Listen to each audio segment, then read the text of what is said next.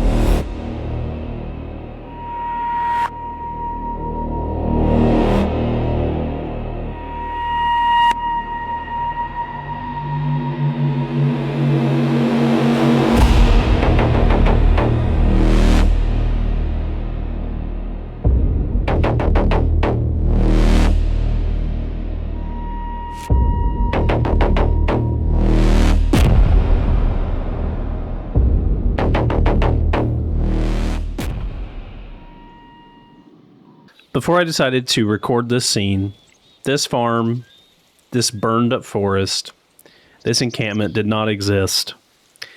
And now I'm going to show you some of the tools that I use to make this scene look as good as it did. So first things first, how did I get this farm to look run down so quickly with almost no effort? Well, the selection tool is your friend. I'm going to show you a quick tutorial on how to make a palette of blocks look like a mixed up ruined farm. So I've used my selection tool. I've created a 10 by 11 square. I'm going to go into my settings, pressing tab. I'm going to click on the mode called set. I'm going to add 5 materials. I'm going to place in all these different materials that I want my farm to look like. I'm going to adjust the weight so that the soil, the tilled soil, is still the most important thing, and then everything else falls into place with a lighter weight. I'm going to execute the command, escape, and now I have my ruined farm. Now what about this dead wheat? Well, simple. I'm going to put in my inventory. I'm going to use the selection tool again. I'm going to make sure it's selecting the block above the dirt, expand it to the size of my farm. I'm going to click set again, use 2 materials. The first one's going to be the dead wheat, and I'm going to leave the next one empty. I'm going to make these equal parts filled with dead wheat and empty for air. I'm going to execute my command, delete my selection, and there it is. Now I have a ruined farm plot in about a minute. This is the same exact tools that I used in order to make this farm with not a whole lot of time taken. What else did I use? Well, the next thing is I have the forest brush. I can adjust the size using my arrow keys, making them tall, short, and wide. Go to my settings. I'm going to scroll down here, to where it says decoration types trees. Make sure that's selected. Tree types beech, and then I'm going to pick any of the tree types that I have, and there you have it. You can paint with whatever forest trees that you want. What about this encampment? Well, I thought to myself, what does it look like when an army plots an invasion? Well, they have to gather their troops, they have to train them, they have to make sure that the soldiers are ready to fight. You create a training area. You create defenses so people can't come in. They have to have a living quarters. And what happens when they get there? Are they going to kill everyone, or are they going to take prisoners? Finally, what does it look like when they actually invade?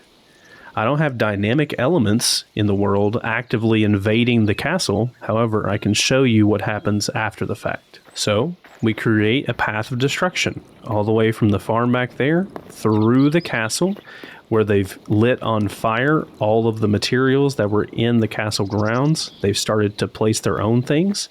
They've snuffed out all the torches. They've lit on fire bookcases. They've destroyed flooring. And they've taken all the decorations. And who knows what they've done to the rest of this land. I hope that this video showed you just a small glimpse of the possibilities of what you can do with machinima tools and just a little bit of creativity and building within HYTALE. If you'd like to join this world, it's actually my PodRealm SMP server. The application link is down below in the description. We'd love to have you. I'd love to share ideas with you on how we can make more awesome videos. And once again, my name is Zach from Off the Podium, and I'll see you in the next HYTALE video.